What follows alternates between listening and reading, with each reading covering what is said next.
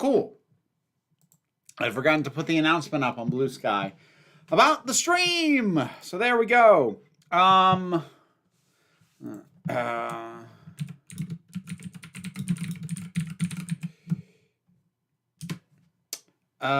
am pinning comment to the top. If we could avoid Doctor Who spoilers in chat. I'm not going to say you can't ask me any questions about any of the episodes, including the most recent one. But I will point out, A, I've already got my review out. So odds are, if you're just going to ask me what I think, you can go there and find out. And 2, if you do have a question, be sure it is not spoiler specific and do not include spoilers in the question if it is at all possible. If it's not possible, maybe don't ask it. Hey, everybody, how you doing?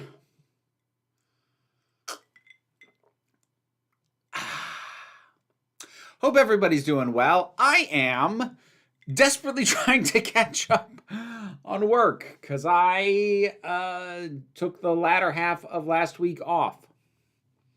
And I'm glad I did. I needed it. But, yeah. I now have to scramble to get everything back to where it needs to be. Thought it was back from vaccination. Oh, I do keep up with vaccinations. I just haven't had that happen recently. Oh, also reminder, I will do my best to keep up with the chat, but the only thing that will guarantee that I see your question is to do it as a super chat, which will also get you the little gay heart of appreciation. Anyways.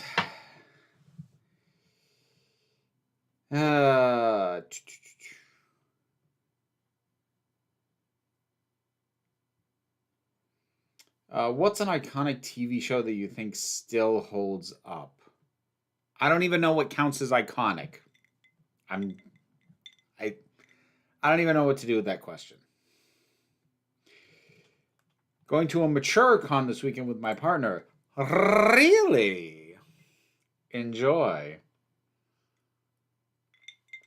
I've been to one such con like that. I would like to go to more. I had fun. No, John Ryder, Colossal Biosciences did nothing of the kind. They injected some genes into some gray wolves, which are not even the closest living species to the now extinct dire wolves.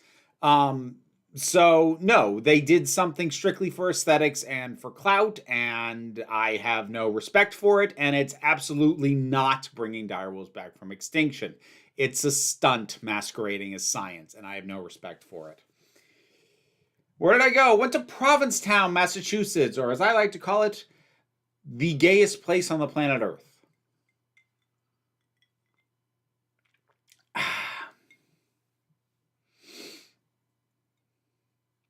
You sound Irish when you say gay little heart. Interesting. Would you consider getting into other old British sci-fi shows from the same period as classic Who? Sure, if somebody paid me. Like, anybody who's like, would you ever review this? My answer is almost always going to be, sure, commission me. Because, like, I don't have the time. I can't just add a whole show to my life and be like, oh, I'll just watch that for fun. What fun? When, like, I don't have time. The only way I get around to stuff that I haven't already seen is if I can monetize it somehow. So in the case of new stuff, like, okay, cool, I can get my thoughts out on that. It's still relevant. In the case of old stuff like that, hey, pay me. It's not because I'm not interested. It's because I don't have time.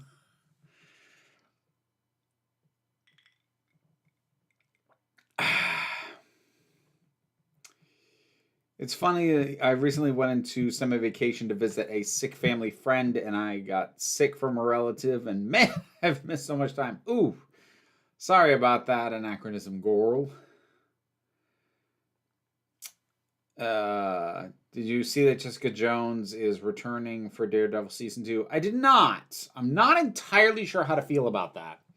Because, like, the first season of Jessica Jones is absolutely amazing television. It's one episode longer than it should be, but it's absolutely stunning television. It's phenomenal. The second season, I think I bailed after 3 episodes because I just didn't care.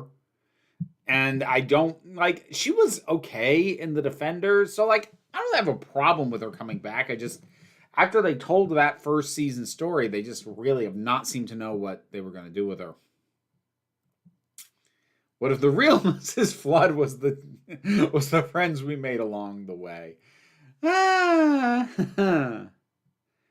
Do you count Utopia as a 3-parter in the series 3 finale? I generally don't. I understand why a lot of people do.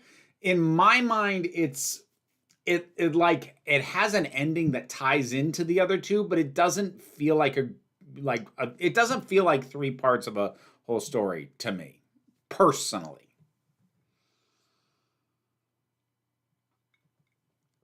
Do I like Pink Floyd? Jason, where do you think I got the name Vera from? Do I like Pink Floyd? You described the previous season as pure RTD. What exactly do you mean by this, and what would you describe as pure Moffat and pure Chibnall? Well, the thing is, RTD probably had the most rigid format and formula for his seasons. He did very similar things every single season. Moffat, I would actually say, shook it up the most. He went through flat out format changes. He, he basically split Series 7 into 2 halves with a companionship partway through. He did a season that was mostly 2-parters. He did a season that had no 2-parters. I feel like there are certainly episodes that I could describe as pure Moffat, but as far as season structure, I'm not sure I could do it with the other two because they didn't stick to formula quite as readily as RTD did, both in his initial run and now. Do I like the remake of The Prisoner? No! Does anybody?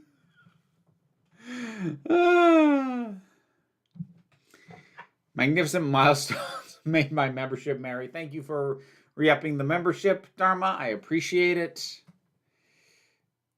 I really hope there'll be a Jessica Jones season 4. I forgot there was a season 3. Oh, you know what? I might have watched season... No, I did watch all of season 2. It was season 3 I bailed partway through. I don't remember almost anything about season 2. It was season 3 I bailed partway through on. Good grief. Wow. Aaron, thank you very much for the super chat. I greatly appreciate it. Watched your recent Doctor Who review with captions on. At one point you were talking about Big Finish and the caption said Big Fetish. Caught my attention. Oh no! I mean, it's not like that's a topic I wouldn't talk about, just not necessarily in a Doctor Who review, and probably not on this channel. That gave me a good laugh. I love that. And some of you are...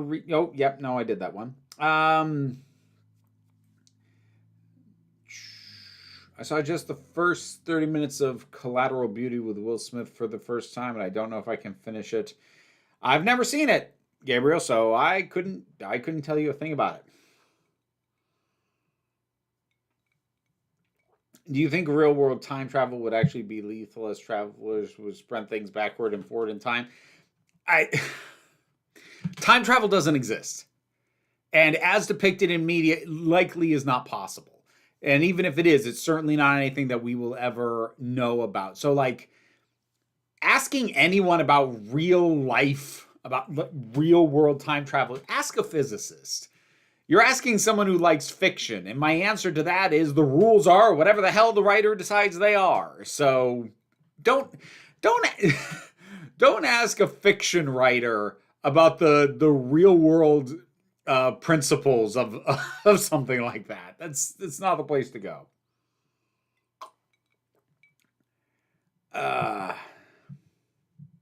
Is Tennant good in Jessica Jones? Tennant is great. He's terrifying.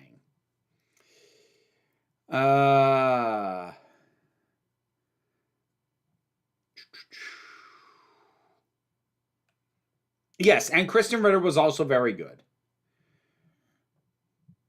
If Disney Infinity Were to come back, yeah, right. A 4.0, would Doctor Who fit the criteria to be in Disney Infinity? Or not, because Disney does not own Doctor Who, but they are funding Doctor Who? It wouldn't, because Disney doesn't own them. And anything that appeared in Disney Infinity was only stuff that they wholly owned. And also, like, that's never happening. Speaking of RTD, have you seen any of his non-Who work? I have seen It's a Sin. I've seen It's a Sin, and I've seen his Casanova. Those are the two things I've seen from him outside of his Doctor Who work. Purple Raider, thank you very much for the super chat. Are you into Pokemon? I have follow-up questions depending on your answer. Not really. Like, I played Pokemon Go a little bit just to have something on my phone. I don't really much anymore. The only one of the core games I ever played in any amount was a little bit of Pokemon Yellow. So we're talking original Game Boy era. So no, my kid, I'm not sure they still are, but my kid was into Pokemon for a while. I think they still like the games, but like they're not deep into it.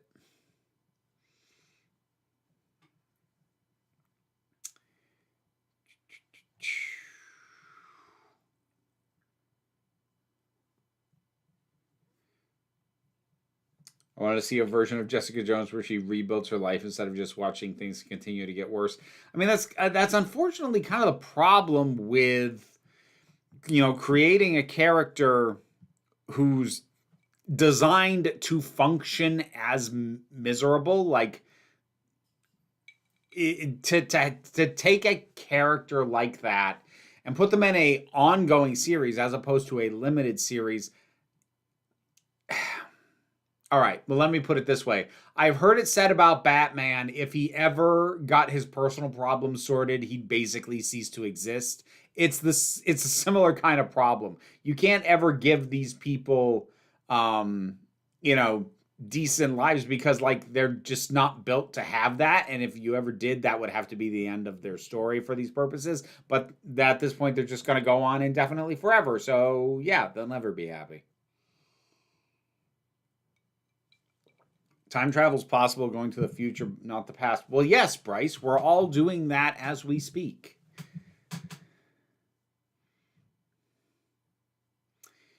Who is the worst character in the Whoniverse? I don't know, Mr. Zacky Boy. Like, I just don't think in those terms, by and large.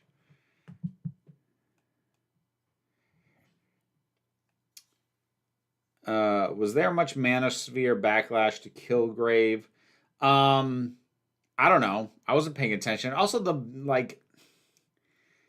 back in 2015, the Manosphere wasn't really leaking out into the mainstream yet. Not much.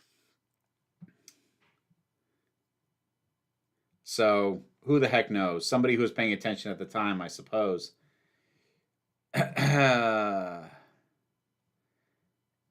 Is there a new David Tennant show, or I'm confused? I'm not sure what he's currently up to.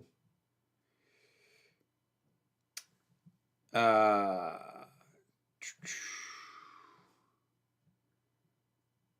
me see here.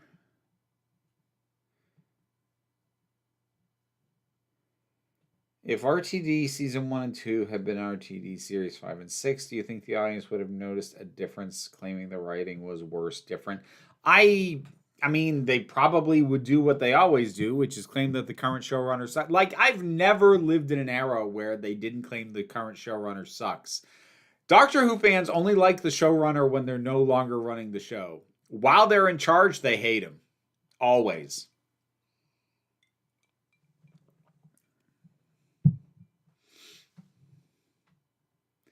Comics, to my knowledge, Jessica Jones is largely relegated to just like a side character who's married to Luke Cage. Well, yeah, at this point, because like, what else do you do with her?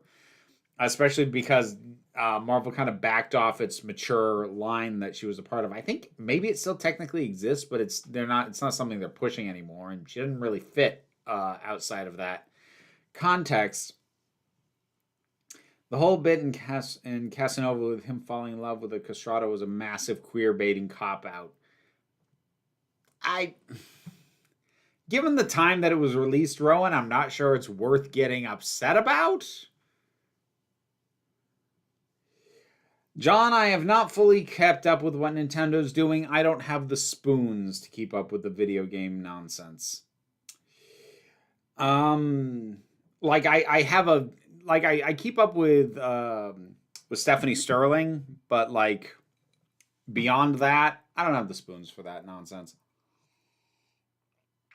You mentioned in a previous video you left Agents of S.H.I.E.L.D. after Grant Ward departure. Were there any other reasons for you giving up on the TV show? I was already starting to get annoyed with it during that season. That was just kind of the straw that broke the camel's back. For me to say that it was because of that makes it sound like I just got spiteful that they took out a character that I liked. It wasn't really. It was more just I was losing interest, and then that happened, and I was like, I should stop.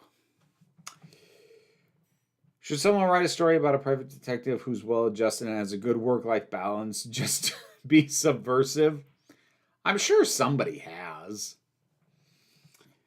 Phil Paget, comedian, what's objectively the best number between 1 and 10? 8. Have you ever watched Kamen Rider? Only the couple of episodes of Kamen Rider W I was commissioned to watch a while back. That's all I have taken in of Kamen Rider. How do you feel about the recent Doctor Who leaning more into the legacy of Kate's father? Like with her using the full name now or getting hurt when people speak poorly of him? It makes sense for the character. Like, am I expected to have big feelings about that? It's not that I have no feelings, but I just have no feelings of note. Like, yes, that's a thing that's happened, and that's fine. No. See, this is why I don't do reaction stuff. There's so many things that I take in where I'm just like, yeah, okay, cool, and I just move on. Like, I can't. I've been doing this too long, and if I was ever going to develop the skill to make a bigger deal than I actually feel out of a thing, I have long missed the window to develop that as a skill. At this point, I'm just like, people ask me, well, what do you feel about this? I'm like, it's a thing that happened. Was I supposed to have big feelings about that? I'm an outlier with YouTube in that way. Everyone hates Michael Grade. Well, of course. Well, every Doctor Who fan hates Michael Grade, at least. In terms of tone, how would you describe pure RTD / Moffat / Chibnall? That is too big a question for a stream. There's no answer that I could come up with in a reasonable amount of time. That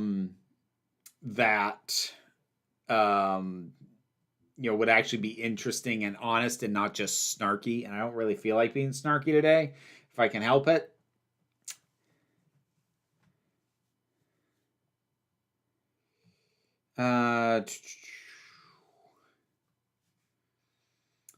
Are Jessica Jones season 2 or 3 any good? I don't think so. I watched season 2 and I barely remember any of it. And I stopped watching season 3 after a few episodes. Season 1's amazing. You can stop there.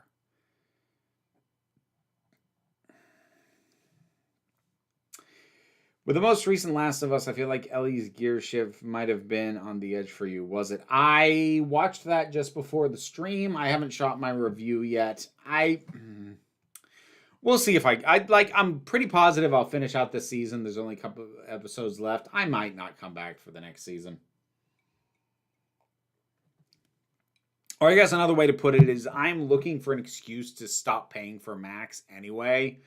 And it might just get to the point where The Last of Us is not worth it to me to keep that up. If the TARDIS exterior had to be a different color, what would you go for? Why would it have to be a different color? That my brain rejects the premise.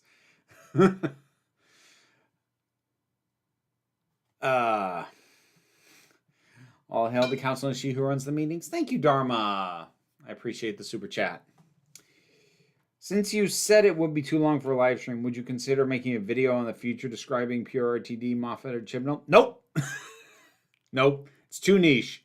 It's too niche. It wouldn't go anywhere, and the amount of work I would have to put into it, I would never see back in terms of views. So no, I don't expect so.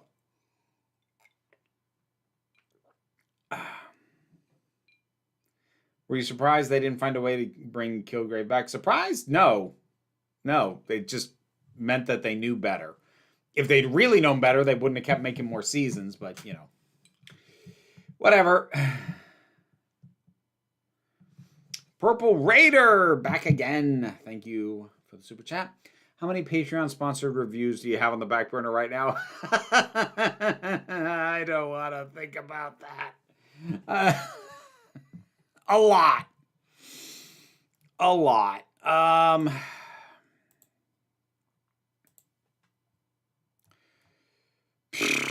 Close to 40. And that's like at a glance. That's like looking at my docket and assuming that I've got everything up to date. All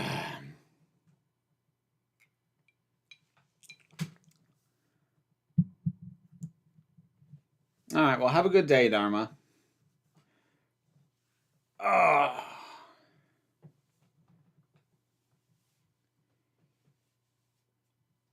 Have you a favorite Galactica character yet? Not really.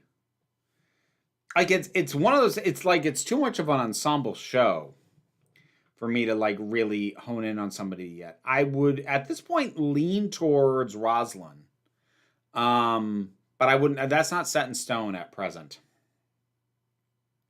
Is there a remake of a movie you think is better than the original? Oh, definitely. I'm not gonna sit here and try and ponder through them and figure it out, but like, I mean, first of all, there's the cheating aspect, which is that a lot of movies that people think are the original are in fact remakes. Like The Maltese Falcon is a remake. I love that movie, but that feels like cheating, because I don't even know how many people realize that's even a remake. But sure, we'll throw that out just to move on from the question. What types of videos take you the longest to make? Different types of videos take different lengths at different points in the process. Generally, editing is what takes the longest. And it depends.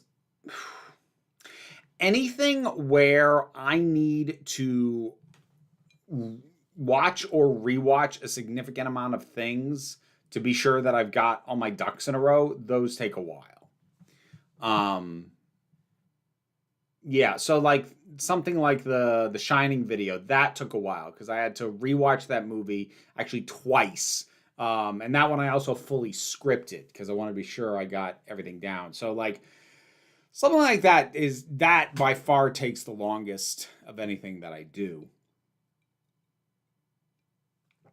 I love seeing the soap opera reviews. Oh, goodness. I'm glad people got a kick out of those.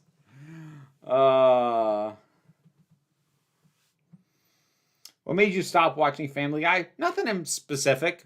There wasn't like a moment where I was like, well, not watching that again. I just stopped keeping up with it and realized I didn't really miss it. Like I still had fond memories of earlier episodes, but I realized like I don't miss seeing new ones. I guess I'll move on. It's the same kind of exit that I had from Simpsons, South Park, and Robot Chicken. There wasn't like a moment that made me go, I'm done with this. I'm just like, I don't think I need to keep going out of my way to keep up. Coyote Azul. Thank you very much for the super chat. Have you ever watched the old classic Fleischer Superman cartoons? A few of them. I had a VHS tape that I think had 2 episodes on it when I was a kid. They're not bad. Have you read any of the Dirk Gently books or seen either TV adaptation? I have read the books. I have not seen any of the adaptations.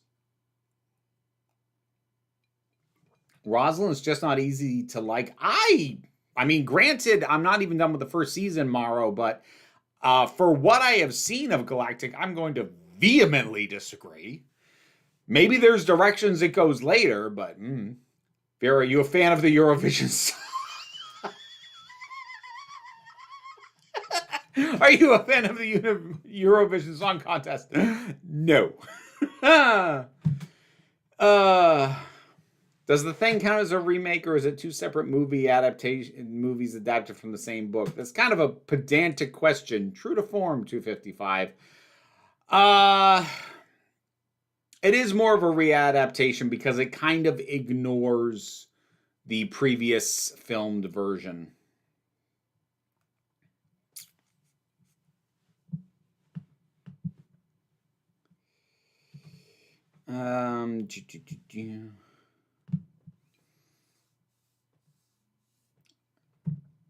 Like, I've never seen Eurovision. I have no interest in Eurovision. Like, it's not even like, oh, I hate it. Like, I don't care. It's not my kind of TV, and I don't care. That's it.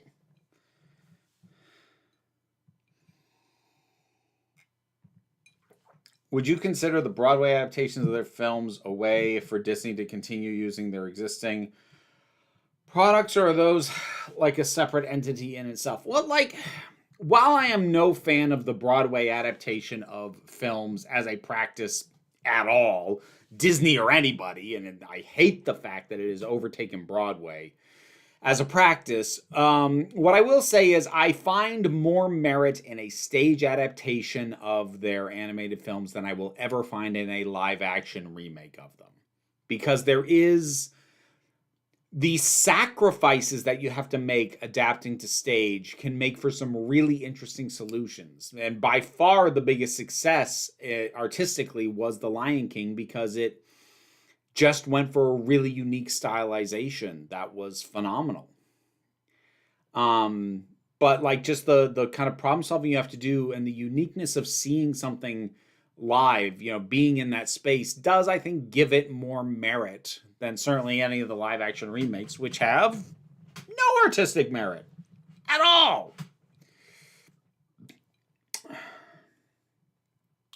Consider paying you to watch a previous year's Eurovision. Okay. I mean, it's your money. I won't stop you. Just if you're hoping that I'll squeeze it in before the next episode of Doctor Who, that's not happening. So let's get expectations tempered a little bit. The more I think about the silence plotline in Doctor Who, the less sense it makes to me. I feel like they should have been more eldritch unknown monsters like the Midnight Entity. I think they just shouldn't have brought them back after the Impossible Astronaut Day of the Moon two-parter. They were great in that. I think that what Moffat tried to do with them after that doesn't make a heck of a lot of sense. What tropes, cliches are you not particularly fond of? Chosen Ones and Prophecies. Top of the list. Don't like them. There's others, of course, but those are the easy ones to pick on. Do you think since we got Lego Star Trek, then do you think it would be possible to get Lego Doctor Who as a full-on theme and get sets from RTD Moffat era, because the potential is awesome? Here's the thing about Lego. Part of the reason that they go for really big properties is because, like, the stuff's expensive. It's expensive to buy, and it's not the cheapest stuff to produce. There's a reason they tend to lean on real big things. I mean, like, we've seen Lego Doctor Who in video game form, but I would be shocked if they ever did more than that. At least in terms of, like, the kinds of big sets that they would do for stuff like Star Wars and all that sort of thing. Before Black Mirror, Charlie Brooker made a parody of a detective show called A Touch of Cloth. Touch and cloth in UK slang is UK slang for crapping yourself. Even so, the channel I was on had it put out ads where they specified it was a parody. I mean, sometimes you don't know.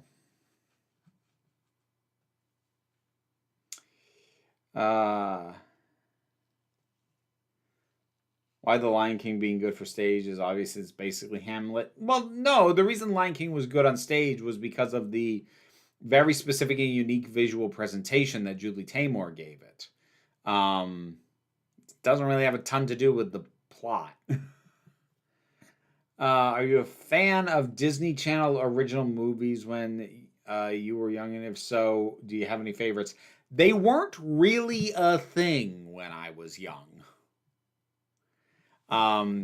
Definitely not the kinds of stuff that you tend to think of when you say Disney Channel original movies. Like, I remember, having friends with younger siblings who were into that. It was after my time. I really do wonder if some of you realize just how old I actually am.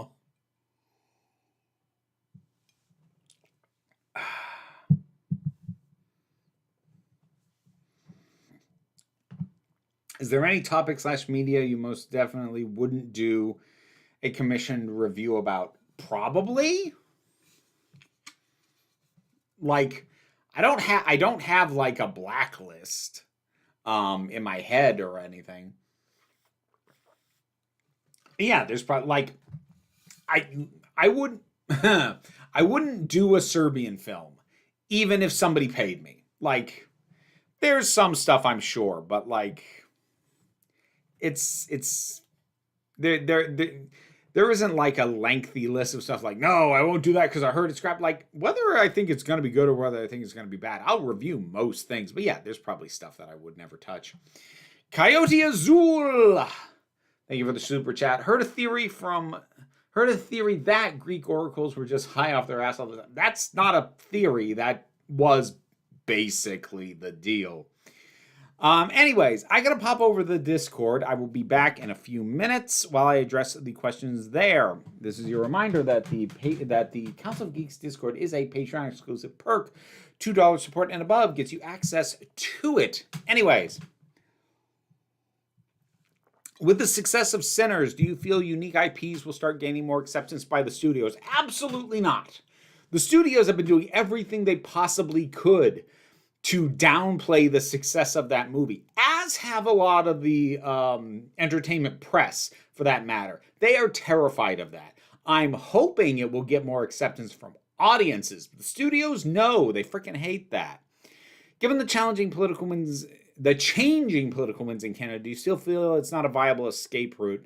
If I felt the need to leave the U.S., it's certainly the most logistically plausible, and it feels a little bit better than it did. But I still wouldn't feel super safe. Okay, so what's the short version of this? So the Canadian election went left, which is good. And part of the reason it went left is because the Conservatives were cozying up to Trump, and most Canadians hate Trump. The thing is, once Trump is no longer a factor, I do worry that the Conservatives will start to reassert power. It still would ultimately be in a position where the entire country could become hostile to people like me on the turn of one single election. And that's what I'm trying to avoid. Hypothetical, your Tootsie Pop, what is your flavor and why? No, the real question is, how many licks would it take to get to my center? Okay, I have to give context for this question. Was the adult toy store the weirdest place you've been recognized at? So, if you don't follow me on TikTok, I put something out mentioning that, I get recognized when I'm out on occasion. Mostly if I get recognized, it's at geeky events like Comic-Cons, Gallifrey 1, I get recognized a fair bit. But I got recognized while I was on vacation, and it was in a adult fun store that I got recognized. That probably is the weirdest place. I'm not sure it was the most unexpected. Like, I've been recognized at the drive-thru at McDonald's. I think that was the one that caught me off guard the most. But yeah, the adult toy store is probably the weirdest. What platform did that person recognize you from? It was YouTube. They knew me from YouTube. If a watermelon is full of water, what is a kumquat fruit full of? Naughty.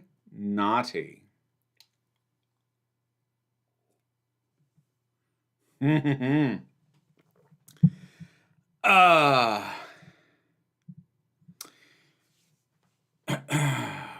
do you think at the start of Lucky Day, so this is the Doctor Who, not the most recent one, but the one before that, did they show Conrad being casually abused by his mother? I watched a review of that episode that made the point it kind of weird. The show made a point showing that when he's not supposed to be sympathetic. I'm not going to get into this question because it was only 2 episodes ago, and I don't think I can address it without spoilers. Here's what I will say. I absolutely understand why that was there, and I'm confused as to why people are confused by it. Like, it is a glimpse at a home life that can and would shape the kind of person he ended up becoming. Like, I don't know if the issue is people don't have enough experience with the ways that people are treated, and if they don't recognize abuse that they suffered as abuse, the ways in which they internalize it and it messes them up when they hit adulthood. Like, I don't know what it is people are missing. To me, that's there for a really clear reason, but it's kind of a spoiler for that episode for me to get into it in detail, so I'm going to leave it there. There's a YouTuber I follow who started posting shorts where she puts negative comments on screen, i.e. including the username in response to them. What do you think of the ethics of that? The power imbalance makes me a bit uncomfortable. Here's the thing about that. 98% of comments are by people who don't have an account and don't have any way of contacting them. And honestly, like... Here's the thing.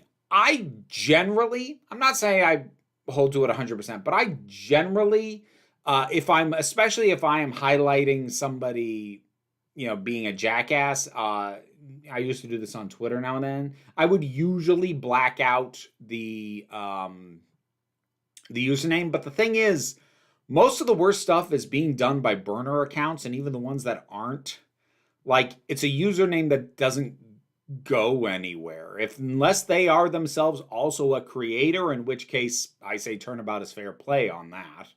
If they're starting stuff, they should be prepared to deal with it. But like, unless they're a creator, odds are that username just goes nowhere. So yeah, I try not to do that. It doesn't make me super uncomfortable.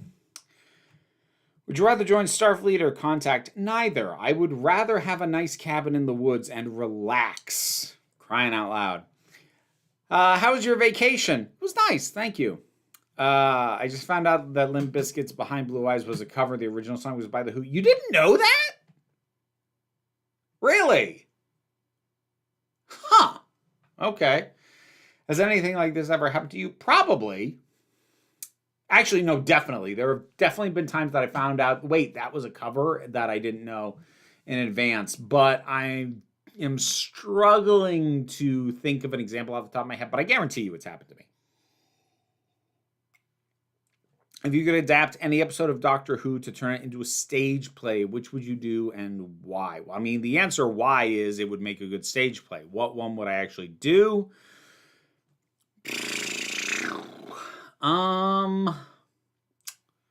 Let me think.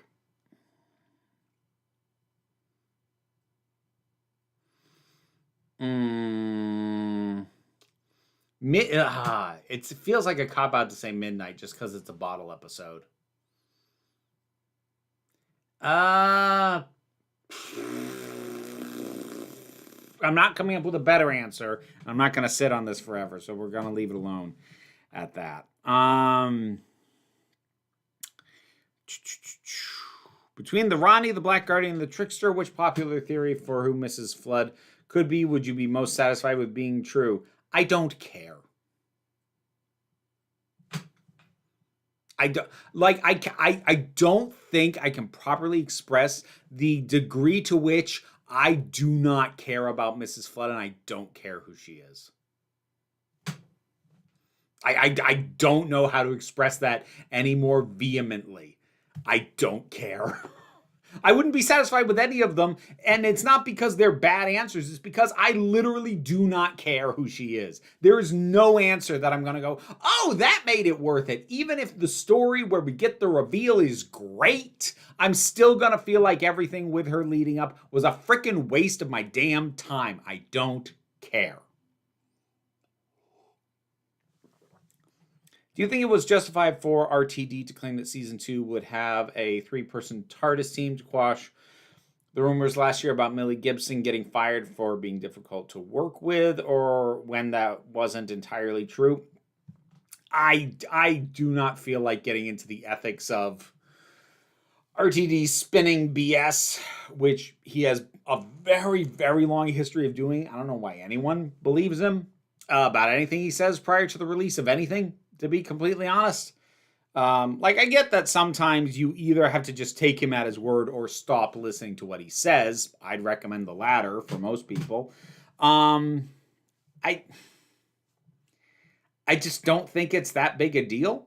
Like, as far as little white lies to cover up the situation, I feel like it's more justified than most, because it's not just the excuse of covering up a secret by lying about it, which can and will irritate me. But like, there is additional baggage on this, which is some nasty nonsense was being said about Millie Gibson. And if he was trying to, put the kibosh on that through this exaggeration, I am okay with that. I know you like the moment with Kate at the end of Lucky Day, but don't you think it's problematic to show a character that's in a position of power override her co-workers' opinions, risk the lives of others on her team, and almost murder a guy only not to suffer any repercussions? I mean, okay. There was another question that like somebody had in the Discord and they got rid of, or they changed it. I've been getting some weirdly, like, they feel like, and I'm not accusing the person of asking, of doing this, but they feel like weirdly specifically constructed attempts at gotcha questions. And I'm just sitting here going, okay, hold on. You're asking a broad question when we're talking about a specific instance. Do I like it in that episode? Yes. Will I like something like that in every instance? No. Is that an inconsistency and I should be pure and reacting the same every time to everything? No. Do I think it is inherently bad writing or problematic or what? No, I don't. I don't think it is in that instance. I think that for the story that was being told and for what happened with her character, it makes total sense and it was satisfying and it was cathartic. If you're asking me, will it go down that way every time in every situation with an equivalent instance? No, sometimes it won't land right. And the reasons why or why not are going to be really down to almost microscopic differences and specifics and nuances and energies and whatever the history of the characters in the show and the intentions of the overall show that it happens in are. I can't make these broad statements of like, whenever something does this, it's bad. Whenever something does this, it's okay. And I feel like I've been getting those questions a lot lately. Hey. Okay, I'm back.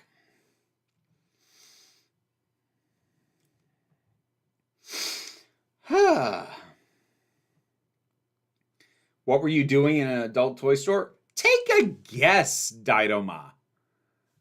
Like, what do you mean, what was I doing there? I'm an adult. What do you think I was doing?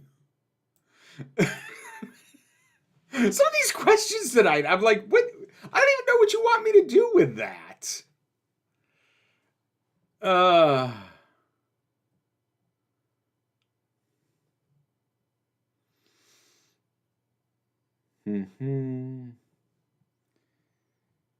I don't think we ever saw Batman and Mrs. Flood in the same room at the same time. Seems sus.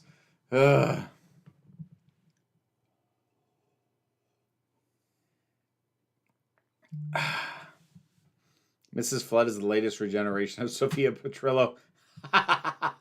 Picture it. Sicily, 1923.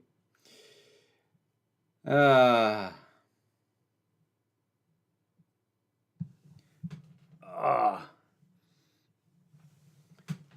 try to buy bubble gum at 18 plus stores. They might have it, but it's probably not going to be what you're looking for.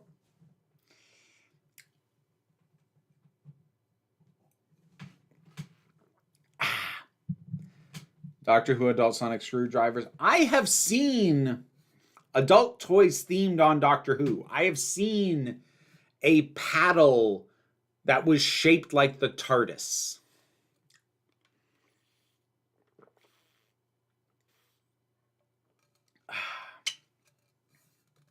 Are there any films, TV shows that are mostly just guilty pleasures for you? I don't really do the guilty pleasure thing. I don't feel bad about a thing that I like.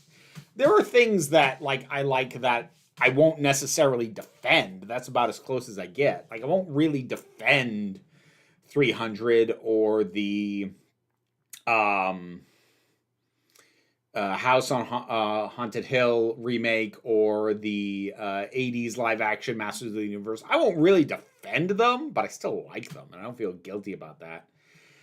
I feel Juno Dawson would have not made a Eurovision episode if she'd been writing the script a few months later, considering Eurovision's protection of Israel. I do not.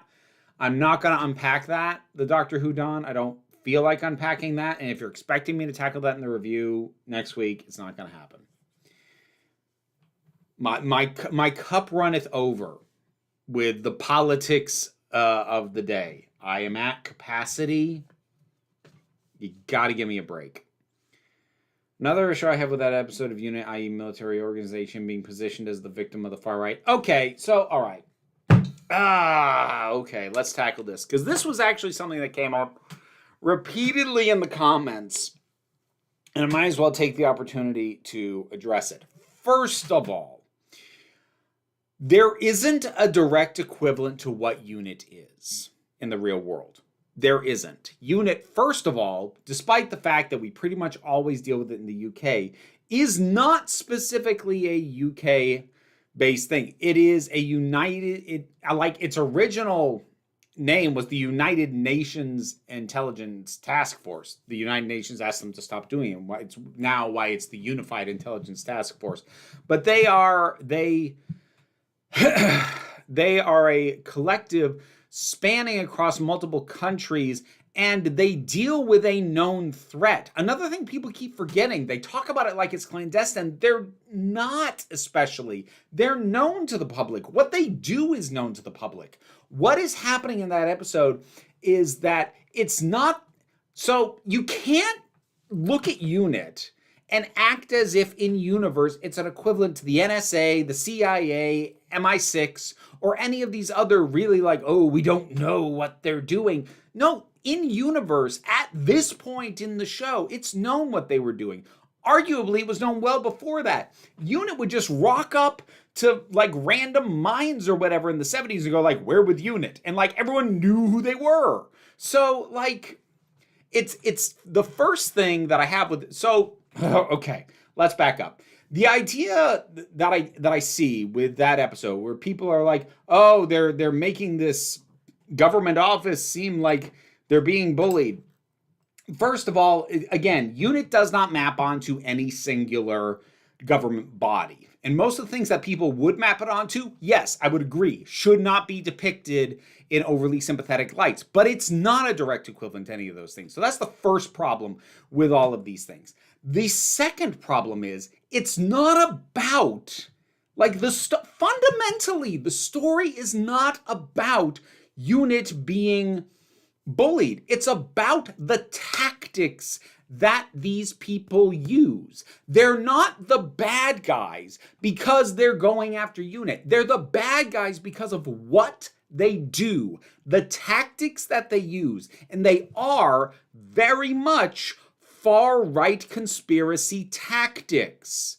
Those are wrong to be used. And while on occasion, far-right conspiracies will throw their nonsense at government bodies that, maybe do deserve a bit more scrutiny, it doesn't mean that the tactics that they use and the lengths that they go to are okay.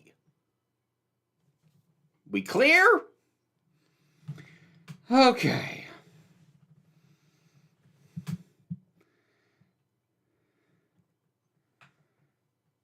Has anyone yet requested recommended Chance of Senar for video game stream or reviews? They have not. I am familiar with it. I need to like watch some gameplay because I need to figure out whether or not it's going to trip my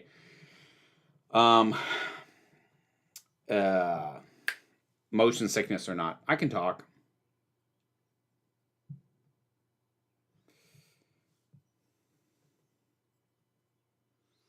Unit is border control? I mean, on a planetary scale, I suppose, technically.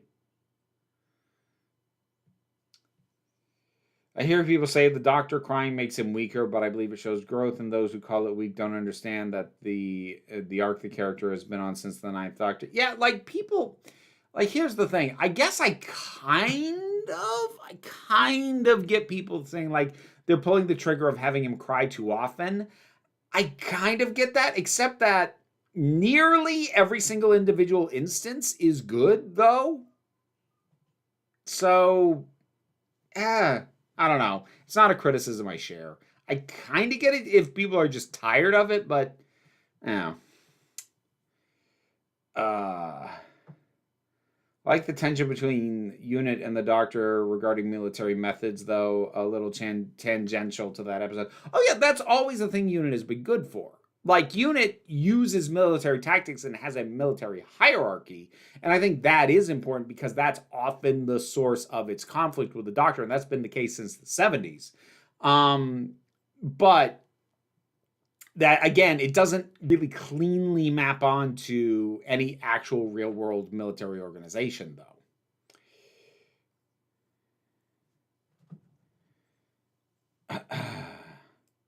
Men in Black, Doctor Who crossover, that would be interesting. I don't think the Doctor would get along well with the Men in Black. I don't think the Doctor would appreciate them, particularly.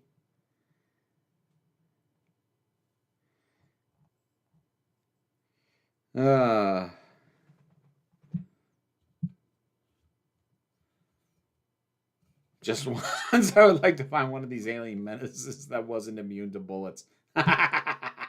In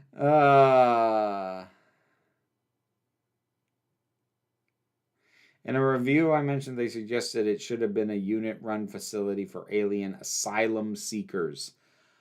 I mean, it could have been. I don't think there would have been anything wrong with doing it that way. It might have even been better. But again, I don't think it's actually a problem with the episode as it exists. So...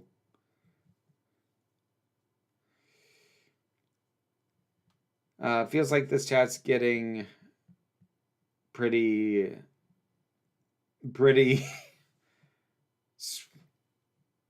I'm not... Okay. I'm just going to read what it says. I don't understand what this is. Feels like this chat's getting pretty so he's light question.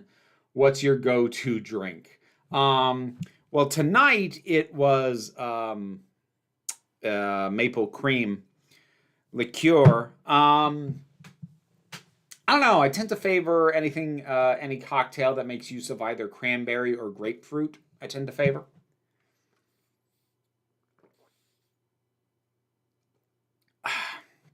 No, old web shooter. I missed that. I didn't realize that until folks pointed it out in the comments.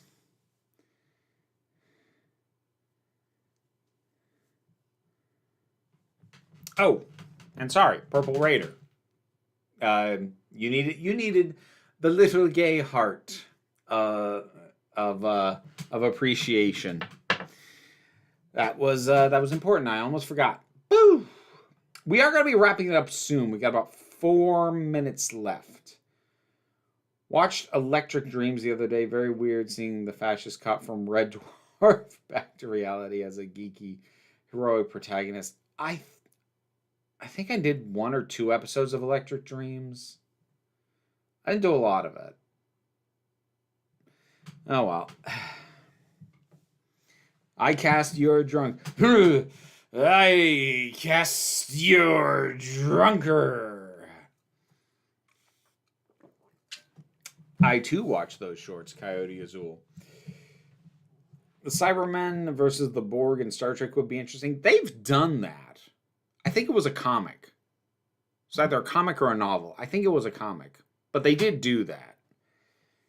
If Omega were to return, then he should return in a multi-Doctor story. Well, I mean, it would almost be traditional. Although I suppose last time we saw him was Arc of Infinity, which was just the Fifth Doctor, but also wasn't very good. So, opinions of Forrest Gump, don't have any. I have not watched that movie in decades, and at this point, I have no idea what I think of it.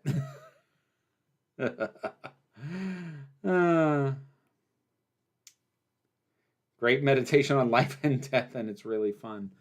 What are we talking about here? Wait a minute. Hold on. What was it? Ride the Cyclone. Oh, never heard of that. Would you accept... Okay, I'm assuming you mean fugitive, because you wrote futuative, which my brain read as futa, which, like, no. Would I accept the fugitive Doctor as the next Doctor without a proper explanation? Oh, yeah. I would. Oh, I'd really love Joe Martin just taking over. I think that'd be amazing. I'm referring to 1984 Electric Dreams movie with the boy/girl/computer love rivalry. I am unfamiliar, Rowan.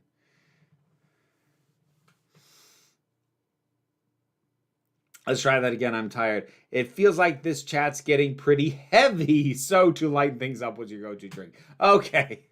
I kind of figured that was more or less what you were going for, Purple Raider. It just took us a bit to get there.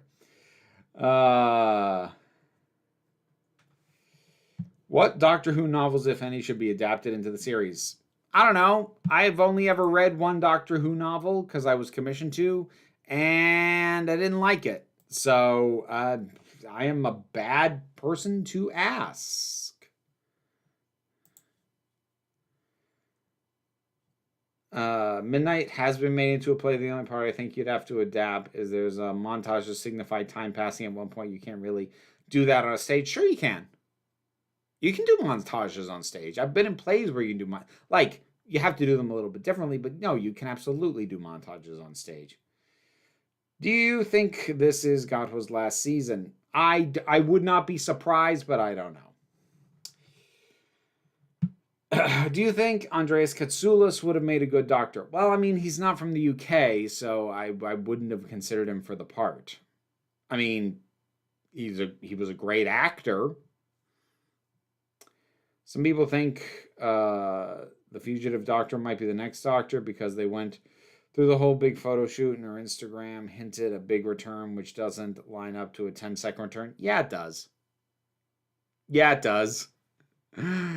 Doctor Who, like so many other things, does big overhyping of things that are not that significant. Yeah, no, it absolutely does line up. I hate to be the one to burst your bubble on that. If you were to star in any sci-fi series, which would it be? Well, I'm assuming you mean any existing sci-fi series, because if I were going to star in something, I would like to think it could be its own thing. I don't know. Ask Jessie where she's at with getting Identities set up as a series, and then make her give me a starring role in it. Let's go with that. All right. I do need to wrap it up for the evening. So, coming up, I will be streaming on the Break Room of Geeks tomorrow. And that will be, I think I'm going to be playing, what was it called? Sundered. I think that's what I'm going to try out. I should have a review for The Last of Us probably up tomorrow morning, a bit before the stream, and I'll have a review out for Andor ideally on Thursday. That's what I'm aiming for. This weekend's video, assuming nothing changes, is going to be about the fact that your favorite YouTubers are not doing okay, and I think it's important for you to know that, and for us collectively to be more honest about the fact that most of us are not doing great. This is strictly financially speaking. It's a subject I've touched on before, but recent events in the space have made me want to touch on it again. So that'll be this weekend's video. And I think that's about it. So thank you all for joining me.